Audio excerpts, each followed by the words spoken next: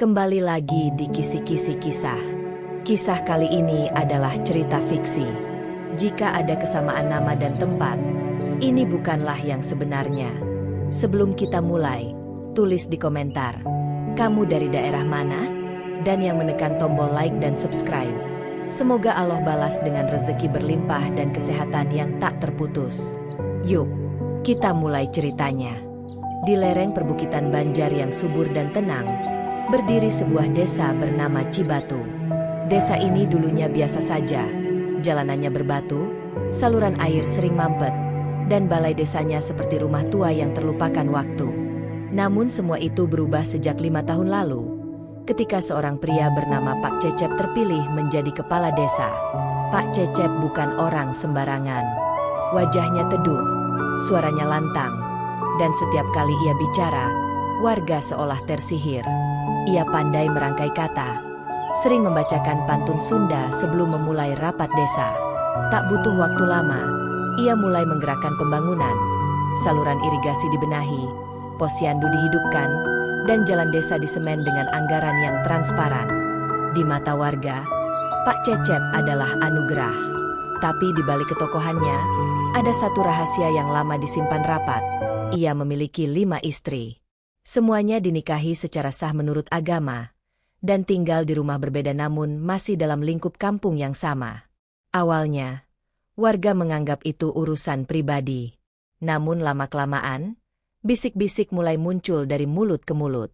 Para istri Pak Cecep dikenal supel, tapi juga menjadi pusat perhatian karena sering menerima jatah lebih saat pembagian bantuan. Entah itu pupuk subsidi, alat pertanian, atau bahkan proyek kecil desa, keluarga Pak Cecep selalu tampak di garis depan. Yang paling resah adalah para ibu-ibu penggerak PKK dan tokoh agama setempat. Mereka mulai mempertanyakan apakah kepemimpinan Pak Cecep masih bisa dipercaya jika urusan rumah tangganya saja sudah menimbulkan kecemburuan sosial. Sampai akhirnya, pada suatu malam Jumat yang sejuk, seorang ustaz muda bernama Kang Rahmat nekat menuliskan surat terbuka. Surat itu ditujukan bukan pada Pak Cecep, tapi langsung kepada pemerintah Provinsi Jawa Barat. Surat itu berisi keluhan rinci tentang bagaimana Pak Cecep mulai memperlakukan jabatannya seperti kerajaan kecil. Tak disangka, surat itu viral. Media sosial meledak. Video-video warga yang diam-diam merekam istri-istri Pak Cecep naik mobil dinas desa mulai bermunculan. Komentar netizen pun tak kalah pedas. Ada yang memuji keberanian Kang Rahmat, tapi banyak pula yang menyayangkan cara pengungkapan itu. Namun satu hal pasti, berita ini sampai ke telinga Kang Deddy Mulyadi, Gubernur Jawa Barat yang dikenal tegas dan blak-blakan. Ia tak mengirim utusan. Ia turun langsung ke Banjar, membawa hanya satu rombongan kecil. Dan pagi itu, saat kabut masih menggantung di Cibatu, iring-iringan kecil berhenti di depan balai desa. Pak Cecep tak tampak panik.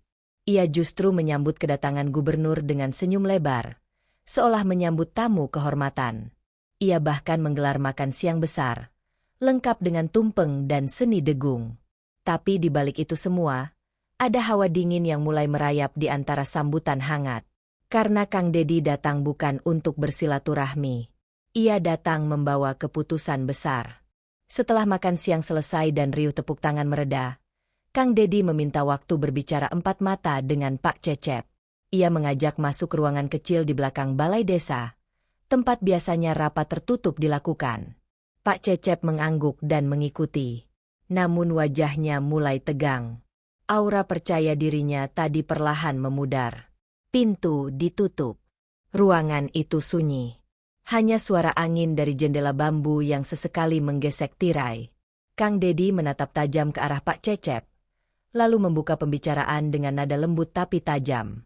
Pak Cecep, abdi datang lain keur silaturahmi hungkul. Aya NU kudu dibereskeun. Pak Cecep menunduk. Maksud Bapak Gubernur? Kang Deddy menghela napas, lalu berkata, 5 istri. Itu lain ukur urusan pribadi lamun Bapak jadi pejabat publik. Eta nyabab keun kecemburuan, ketidakadilan, jeung kabingungan. Urang teu bisa mimpin lembur lamun hate warga geus pincang. Pak Cecep mencoba membela diri. Ia berkata bahwa semua pernikahan dilakukan secara sah, ia mampu menafkahi, dan semua istri tinggal dengan damai. Abdi henteu ngalanggar hukum, Kang, katanya. Tapi Kang Dedi tak bergeming. Hukum kadang bisa dilewati, tapi rasa keadilan masyarakat teu bisa dipungkir. Jadi pemimpin MAH kudu jadi contoh. Urusan pribadi jadi urusan publik lamun dampakna karasa ka asa kabeh warga. Pak Cecep terdiam. Ia tahu lawannya bukan orang biasa. Kang Dedi adalah sosok yang punya pengaruh dan dihormati di seluruh Jawa Barat. Kata-katanya tak hanya kuat, tapi juga mewakili suara rakyat kecil yang selama ini hanya bisa diam. Akhirnya, Kang Dedi berdiri, menatap Pak Cecep dalam-dalam lalu berkata tegas, "Ku wewenang abdi, Bapak resmi abdi berhenti keunti jabatan Kepala Desa Cibatu." Kata-kata itu mengguncang. Di luar ruangan, suasana mendadak hening. Kabar pemecatan tersebar hanya dalam hitungan menit. Sebagian warga terdiam kaget, sebagian lagi malah bersorak lirih di pojok warung kopi. Tapi tidak sedikit pula yang menangis, terutama para simpatisan Pak Cecep yang pernah merasakan bantuan dan kepeduliannya. Di rumah-rumah istri Pak Cecep, kabar ini jatuh seperti petir. 5 rumah, 5 tangis, 5 pertanyaan besar tentang masa depan mereka. Malam itu, Kampung Cibatu tidak tidur. Obrolan bergulir dari warung ke warung, dari grup WhatsApp RT ke ibu-ibu PKK. Semuanya membicarakan satu hal. Apakah keputusan ini adil atau terlalu keras? Di tempat berbeda, Pak Cecep duduk sendiri di teras rumah istri pertamanya, Bu Nani. Ia menatap langit Banjar yang tak berbintang malam itu. Di matanya, bukan sekadar kehilangan jabatan, tapi juga harga diri yang pelan-pelan tergerus. Hari-hari berlalu setelah pemecatan Pak Cecep. Balai desa kini tak lagi dipenuhi tamu tiap pagi. Tak ada lagi suara gamelan kecil yang biasa mengiringi acara desa. Warga mulai terbiasa melihat wajah baru. Dadan Supriyatna, birokrat muda dari Dinas Pemberdayaan Desa, ditunjuk sebagai pelaksana tugas kepala desa sementara. Sementara itu, Pak Cecep memilih menghilang dari keramaian. Ia tinggal bersama Bu Nani, istri pertamanya, di rumah paling sederhana di pinggiran desa. Tak ada lagi ajudan, tak ada lagi undangan rapat, hanya kursi bambu tua dan warung kecil yang baru dibukanya bersama Bu Nani untuk menyambung hidup. Namun, kehidupan yang sunyi itu tak lantas tenang. 4 istrinya yang lain mulai menjauh. 3 di antaranya memilih pulang ke kampung asal. 2 lainnya meminta rumah baru sebagai syarat bertahan. Dan salah satunya bahkan diam-diam mengajukan gugatan cerai. Hanya Bu Nani yang tetap setia, walau dengan tatapan yang kini lebih diam daripada bicara. Suatu sore, seorang tetangga lewat dan berbisik. "Dulu MAH Bapak kuatku jabatan, ayeuna kuatku hutang." Pak Cecep hanya tersenyum pahit, lalu kembali menekuni tanaman tomat dan cabai yang ditanamnya di kebun belakang. Tapi perubahan tak hanya terjadi pada dirinya. Desa Cibatu mulai bergolak. Dadan, sang PLT, membawa semangat baru. Ia memulai digitalisasi laporan anggaran, menerapkan transparansi dalam setiap pengeluaran desa, dan menghapus jalur bantuan tak resmi yang selama ini jadi hak istimewa keluarga dekat Pak Cecep. Langkah itu membuat banyak pihak berang. Warga yang dulu terbiasa menerima jatah informal dari Pak Cecep kini merasa tersingkir. Tokoh-tokoh tua yang biasa dilibatkan dalam proyek desa kini hanya duduk jadi penonton. Bahkan ada yang mulai menyebut Dadan sebagai boneka gubernur yang tak paham cara kerja desa. Protes mulai bermunculan di musyawarah RT, bahkan tersebar pamflet-pamflet gelap yang menyuarakan satu hal, kembalikan kepemimpinan desa pada orang Cibatu asli. Di balik itu semua, ada satu nama yang mulai disebut-sebut, Asep Gunawan. Ia adalah anak tiri Pak Cecep dari istri keempat. Dikenal vokal, karismatik, dan diam-diam menghimpun kekuatan dari kelompok konservatif di desa. Desas-desus berkembang cepat. Warga mulai terpecah. Sebagian ingin perubahan dipertahankan, sebagian lagi mulai merindukan tangan besi penuh karisma seperti dulu. Melihat situasi memanas, Kang Dedi Mulyadi kembali turun ke Banjar. Tapi kali ini, ia tak datang dengan keputusan. Ia datang untuk mendengar. Di lapangan bola desa, panggung sederhana didirikan. Speaker dari mobil pick-up memutar lagu-lagu Sunda. Ribuan warga berkumpul, penasaran, gugup, dan sebagian tegang. Kang Dedi berdiri di atas panggung dan berseru. Kuring datang lain keur nyalah keun. Tapi hayang ngadenge kekun. Warga diberi kesempatan bicara. Beberapa mengeluh soal hilangnya kedekatan. Sebagian lagi memuji transparansi. Tapi yang tak diduga, dari kerumunan, muncullah Pak Cecep. Ia berjalan perlahan dengan tongkat, mengenakan baju kampret lusuh. Semua mata tertuju padanya. Ia naik ke panggung tanpa undangan. Kuring memang salah, katanya, suara serak tapi jelas. Tapi NU kudu diinget hiji, desa teu bisa dipimpin ku aturan wungkul. Rasa jeung kahadean penting. Kang Dedi hanya menatapnya, lalu menunduk pelan. Sunda teu cukup ku rasa hungkul, tapi kudu tanggung jawab. Dan malam itu, di bawah lampu temaram dan udara Banjar yang dingin, desa Cibatu seperti terdiam bersama. Ada sesuatu yang berubah, bukan sekadar kepemimpinan, tapi kesadaran. Beberapa minggu setelah malam dialog di lapangan desa, suasana Cibatu perlahan mereda. Ketegangan berangsur turun. Tapi bukan berarti semuanya selesai. Pro kontra masih terasa, terutama di warung-warung dan forum ibu-ibu PKK. Namun perubahan besar justru datang dari tempat yang tak disangka-sangka, rumah Pak Cecep sendiri. Alih-alih kembali mencalonkan diri atau menghasut balik, Pak Cecep memilih jalan berbeda. Ia mendaftar dalam program rehabilitasi kepemimpinan lokal dari Pemprov Jawa Barat. Program ini diperuntukkan bagi mantan pejabat desa yang pernah terjerat konflik, etika atau penyalahgunaan jabatan. Bukan untuk menghukum, tapi untuk membina dan membentuk ulang sudut pandang. Pak Cecep ikut pelatihan sosial, ekonomi kerakyatan, dan bahkan ilmu kepemimpinan berbasis budaya lokal. Ia menyerap semua dengan rendah hati. Tak butuh waktu lama, ia pun dipercaya memimpin sebuah koperasi tani kecil di pinggiran Cibatu, yang akhirnya berkembang menjadi tempat pelatihan mandiri. Tempat itu kemudian dikenal warga sebagai Padepokan Cipakuan. Di padepokan itu, Pak Cecep mengajarkan banyak hal, cara bertani berkelanjutan, cara membuat laporan keuangan yang jujur, hingga makna memimpin dengan hati. Para petani muda datang dari berbagai desa, bahkan ada yang dari luar Banjar, hanya untuk belajar dari seorang mantan kepala desa yang pernah jatuh karena kesalahan besar. Perlahan-lahan, hubungannya dengan para istri pun mulai membaik. Bu Nani tetap di sisinya, tapi yang mengejutkan, istri ketiganya, Bu Rahmah, datang membawa putra mereka saat ada kegiatan pengajian di padepokan. Tak ada lagi canggung, hanya sisa luka yang mulai sembuh. Bahkan pada hari perayaan Maulid Nabi, kelima istrinya hadir, duduk di barisan terpisah, tapi wajah mereka tenang. Tak ada lagi persaingan. Hanya sisa-sisa rasa hormat yang kini perlahan berubah menjadi ikhlas. Di sisi lain, PLT Dadan Supriyatna mulai mendapatkan tempat di hati warga. Ia membuka forum konsultasi warga tiap minggu di balai desa, mendatangi kelompok tani, bahkan sesekali ikut kerja bakti tanpa protokoler. Dulu ia disebut boneka gubernur. Kini, warga mulai menyebutnya si pemuda tegas. Bahkan para sesepuh desa pun mulai menyapanya dengan lebih hangat. Dan akhirnya, tibalah masa pemilihan kepala desa antar waktu. 3 calon kuat muncul.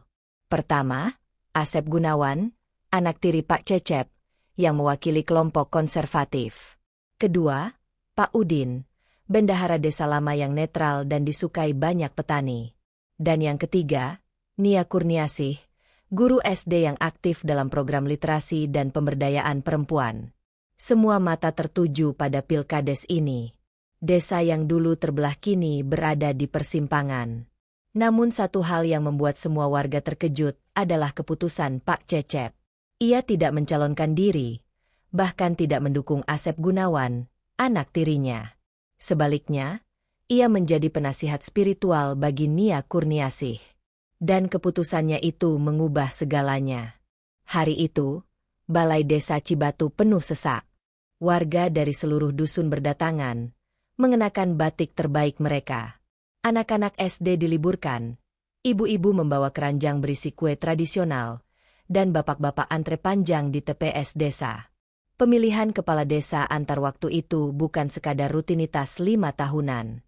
Bagi warga Cibatu, ini adalah penentuan arah baru, apakah mereka akan kembali ke pola lama, atau melangkah ke sesuatu yang lebih terbuka dan jujur. Dari 3 calon, yang paling mencuri perhatian adalah Nia Kurniasih. Gadis berusia 29 tahun ini bukan dari keluarga elit. Ia hanya seorang guru SD, tapi keberaniannya berbicara, konsistensinya membantu warga, dan caranya merangkul anak-anak muda membuat namanya meroket. Ia tidak menjanjikan bantuan instan, tapi menawarkan sistem, transparansi, pemberdayaan, dan partisipasi warga dalam tiap keputusan desa. Yang mengejutkan, Pak Cecep justru berdiri di belakangnya.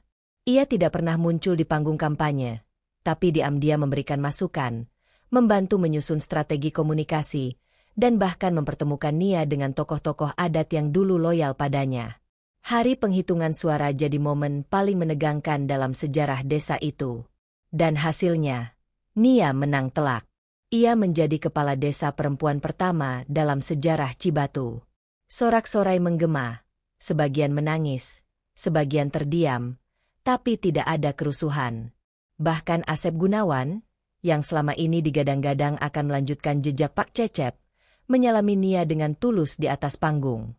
Dalam pidato kemenangannya, Nia tak menonjolkan dirinya. Kepala desa bukan yang paling tahu, tapi yang paling mau mendengar, katanya. Di bawah kepemimpinannya, Cibatu berubah cepat. Sistem laporan keuangan desa dibuka untuk umum lewat layar digital di balai desa. Sekolah desa didorong untuk memasukkan kearifan lokal dalam kurikulum. Bahkan koperasi perempuan dibentuk, menjual hasil bumi lewat platform daring ke kota-kota besar. Namun, perubahan tak pernah berjalan tanpa tantangan. Mantan pendukung Pak Cecep yang kecewa, terutama kelompok konservatif dari kubu Asep, mulai menyebar kampanye hitam. Tuduhan bahwa Nia terlalu kota, menghapus adat, dan mengabaikan jalur kekeluargaan mulai bermunculan di media sosial lokal. Tapi Nia tak goyah. Ia tetap datang ke forum warga, tetap turun ke sawah, tetap hadir di posyandu dan pengajian. Ia tahu, kekuatan paling besar bukan di mikrofon, tapi di telapak tangan yang mau bekerja. Dan di tengah semua itu, ada satu sosok yang diam-diam selalu hadir di belakangnya. Pak Cecep. Setiap malam Jumat, Nia datang ke Padepokan Cipakuan. Di sana, mantan kepala desa yang dulu disegani dan dicaci itu kini duduk bersila, mengenakan sarung dan ikat kepala, mengajarkan satu hal yang tak bisa ditemukan di buku manapun. Ngamumule rasa jeung tanggung jawab. Sebab hormat rakyat leuwih kuatibatan stempel resmi. Dan di satu malam yang hening, ketika langit Banjar diselimuti kabut tipis, Pak Cecep berkata lirih kepada Nia. Dulu abdi pikir kuasa bisa ngajaga sadayana. Tapi ayeuna abdi terang, cinta warga leuwih penting ti jabatan. Di sudut padepokan, Bu Nani tersenyum kecil. Ia tahu, suaminya bukan lagi Pak Cecep yang dulu, tapi Pak Cecep yang baru, yang pulang sebagai manusia. 3 tahun telah berlalu sejak Nia Kurniasih dilantik sebagai kepala desa perempuan pertama di Cibatu. Desa yang dulunya hanya dikenal sebagai kampung di lereng Banjar, kini sering disebut dalam seminar, pelatihan pemerintahan desa, bahkan diliput oleh media nasional sebagai contoh keberhasilan inklusi dan transparansi desa modern. Sekolah-sekolah sudah mulai mengajarkan budaya lokal lewat dongeng dan permainan tradisional. Koperasi perempuan berkembang pesat, memasarkan hasil tani organik Cibatu hingga ke restoran besar di Bandung dan Jakarta.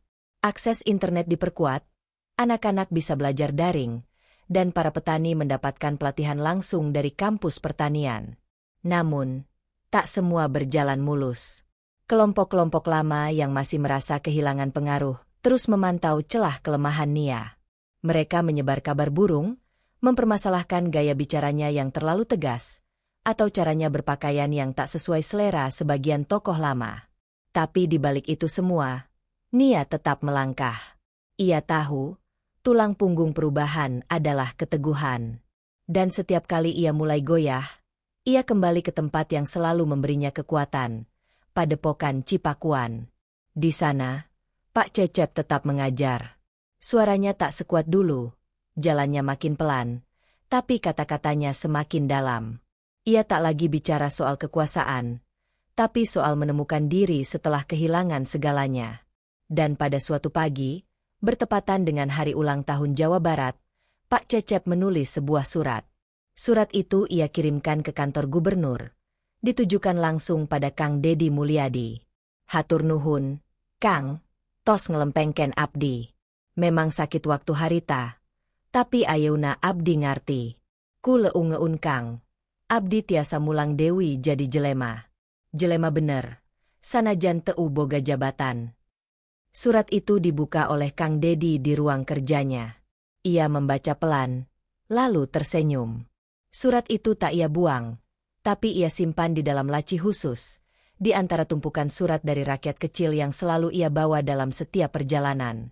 Hari itu juga, sebuah baliho kecil berdiri di perempatan Desa Cibatu. Di sana tertulis, "Ngamumule desa lain ku kekuasaan, tapi ku kahadean jeung rasa." Dan di bawahnya ada dua nama. Nia Kurniasih, Kepala Desa Cibatu. Cecep Surya, Guru Kehidupan Desa. Di malam yang sama, angin bertiup pelan menyapu bukit-bukit Banjar. Lampu-lampu rumah bersinar tenang, dan dari kejauhan terdengar suara rebab yang mengalun dari padepokan. Di bawahnya, duduk para pemuda desa, menyimak, belajar, dan menyalakan harapan. Cerita ini tamat di sini. Tapi cahaya dari Desa Cibatu akan terus menyala di hati orang-orang yang percaya bahwa kesalahan bukan akhir, tapi awal dari pulangnya manusia pada dirinya sendiri.